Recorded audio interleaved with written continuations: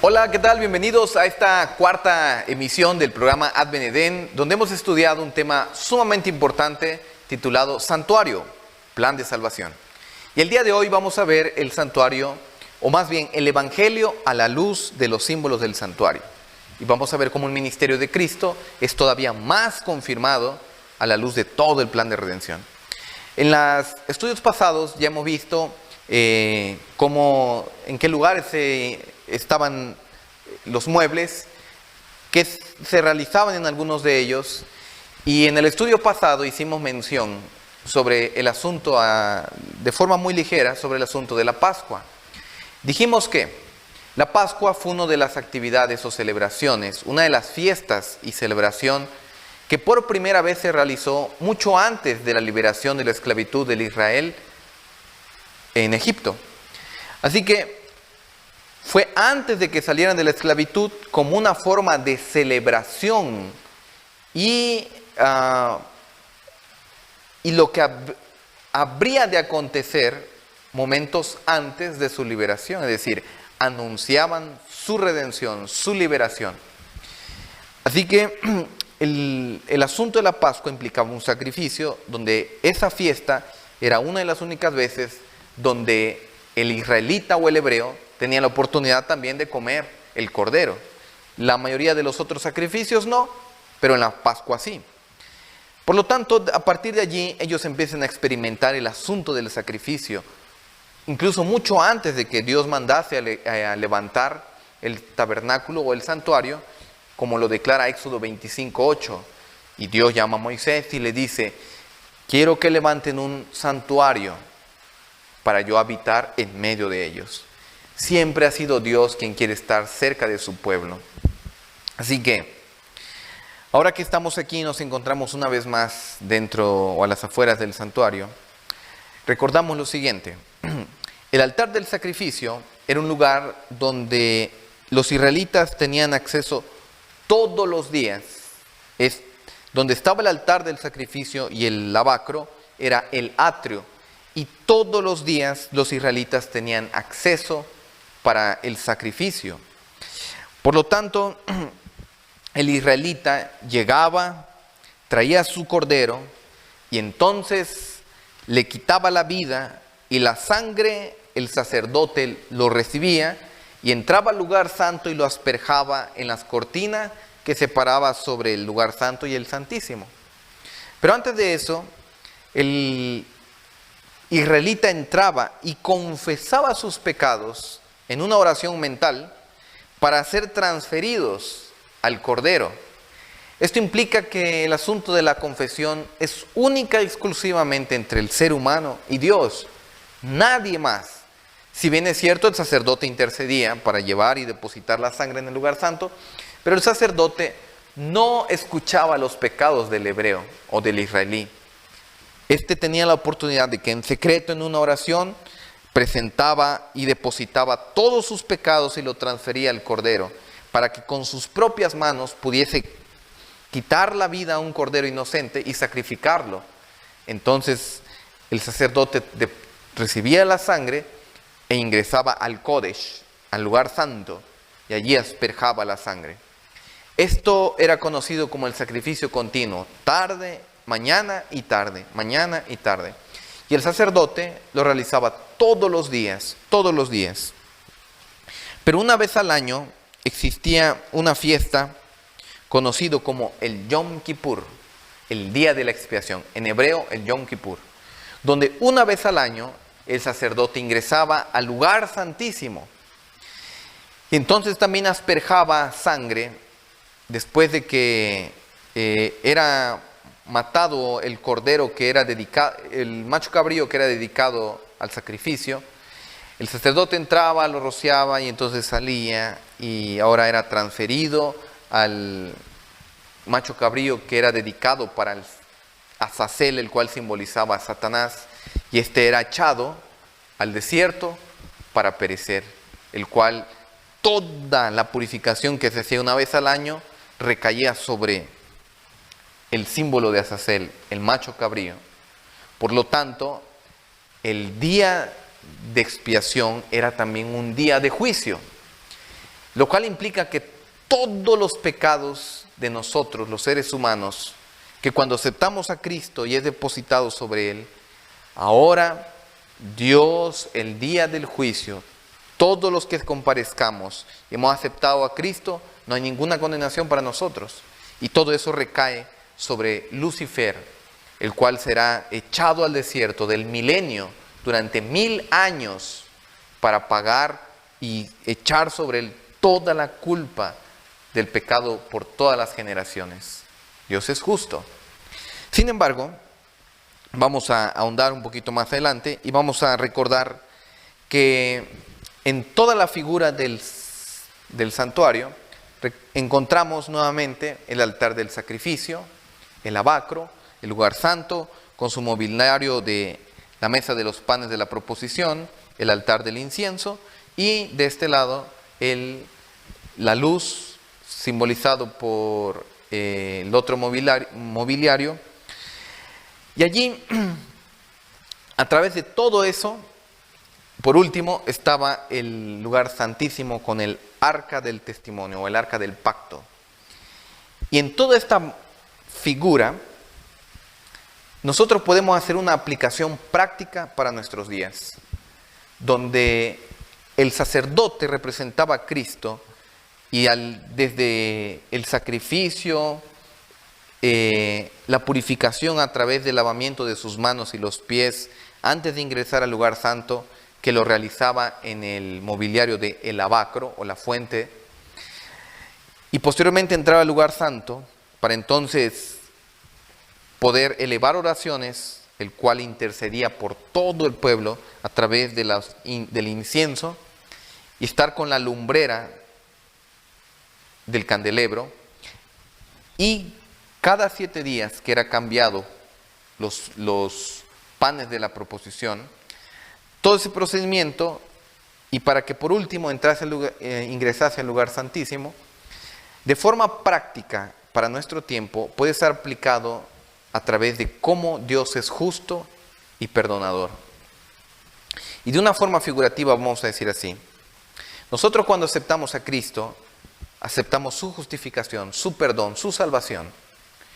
Pero antes de ingresar al lugar santo, en la experiencia de la santificación progresiva, para santificarnos en esta tierra, antes de entrar tenemos que purificarnos, el cual puede ser simbolizado a través del bautismo por medio del lavatorio. Y por último, antes de entrar allí, aceptamos el sacrificio, nos purificamos en el bautismo, entramos ahora a la experiencia de la santificación progresiva, y para vivir una experiencia progresiva de santificación necesitamos 3 cosas: ser guiados por la luz que es Cristo en la experiencia activa de la iglesia a través del símbolo del candelebro, comer del pan espiritual que es la palabra de Dios, el cual simboliza los panes de la proposición, y la oración, el cual es simbolizado por el altar del incienso, para que después de todo ese proceso de santificación lleguemos a la glorificación cuando Cristo venga e ingresemos al lugar santo para estar total y completamente con Dios por toda la eternidad. Noten que el Evangelio es así y está justamente figurado y simbolizado a través de todos estos muebles en el santuario. El sacerdote, estamos diciendo que también representaba a Cristo, solo él tenía el acceso al lugar santo todos los días. Después de que el israelita sacrificaba en el atrio, entonces el sacerdote recibía la sangre, ingresaba al lugar santo y asperjaba sobre la tela. Y como todos los días se realizaba eso, entonces sin duda y lógicamente tenía que levantarse un olor desagradable por la sangre. Y para poder lidiar contra ese olor, todos los días tenía que estar encendido el altar del incienso, el cual también perfumaba con el humo del incienso todo ese lugar, y que todo israelita que le tocaba ingresar al atrio, también sin duda tenía el alcance de poder experimentar ese grato aroma que era elevado a través del altar del incienso. El sacerdote fungía tres cosas en su papel como sacerdote, porque era mediador, era sustituto y era también intercesor. Cuando hablamos de mediador, porque estaba entre el pecador y Dios, era alguien que mediaba. Era también sustituto, porque era el único que ingresaba en el lugar del pecador al lugar santo. El pecador no podía entrar, el israelita no, pero lo sustituía el sacerdote y éste ingresaba al lugar santo. Y también de intercesión, porque todos los días al prender el incienso y elevar la oración, todos los israelitas tenían la oportunidad de orar y ser escuchados por la oración del sacerdote ante Dios todos los días cuando éste la elevaba a través de las oraciones en el prendimiento del incienso.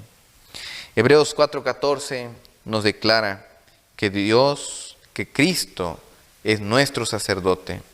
Dice así: por tanto, teniendo un gran sumo sacerdote que traspasó los cielos, Jesús, el Hijo de Dios, retengamos nuestra profesión. ¿Quién es Cristo? Nuestro sacerdote. Y Hebreos 8:1 declara: ahora bien, el punto principal de lo que venimos diciendo es que tenemos tal sumo sacerdote, el cual se sentó a la diestra del Señor e intercede por nosotros. Esto implica que para nosotros tenemos la oportunidad de que al aceptar a Cristo, gozamos de la intercesión de Él, de un sacerdote, el cual ha sido el sacrificio representado por el Cordero, el cual es intercesor, sustituto y mediador, simbolizado en el trabajo del sacerdote, y el cual también es juez y nos libra del día del juicio. Así que esto ocurría todos los días, el sacrificio continuo, todos los días, en el atrio y en el lugar santo. Pero en el lugar santísimo, dijimos ya hace momentos atrás, se experimentaba el día de la expiación, el Yom Kippur. Y esto ocurría porque todo este trabajo que se hacía todos los días, entonces una vez al año se purificaba todo. Y para esto se traían 2 machos cabríos y al azar se elegía uno. Y el que era elegido primero, este se sacrificaba y era dedicado para Dios. Así que una vez más el sacerdote tomaba la sangre, ingresaba por el lugar santo, pasaba y entraba hasta el lugar santísimo, y allí asperjaba por arriba del arca del pacto, en el propiciatorio, la sangre. Y esto era en señal de purificación, pero también de juicio. Ese día todos los hebreos tenían que haber confesado sus pecados ante Dios para que no muriesen el día de la expiación. Porque aquel hebreo que no hubiese confesado sus pecados, entonces podía morir. La única garantía de salir ilesos sin la muerte ese día era que hubiesen confesado sus pecados a ese cordero. Así que posteriormente, después de que el sacerdote hacía ese trabajo, salía del lugar santísimo, pasaba por el santo y llegaba de nuevo al atrio y venía barriendo. No era literal, estoy diciendo que traía sobre sí todos los pecados de toda esa purificación que se hizo y lo transfería al macho cabrío que era dedicado a Azazel, el cual representaba a Satanás. Y se depositaba en él y era echado al desierto para que pereciera. Así que en el día del juicio, todo aquel que ha aceptado a Cristo no recibe culpa. Eso es transferido al diablo, a Satanás, el cual todos los pecados de este mundo serán transferidos para él y tendrá su culpa y obtendrá su pago en el milenio. Pero en el día del juicio nosotros tenemos esperanza en Cristo Jesús. El Yom Kippur ocurría el 10º día del 7º mes del calendario hebreo, conocido como el mes de Tishri. Y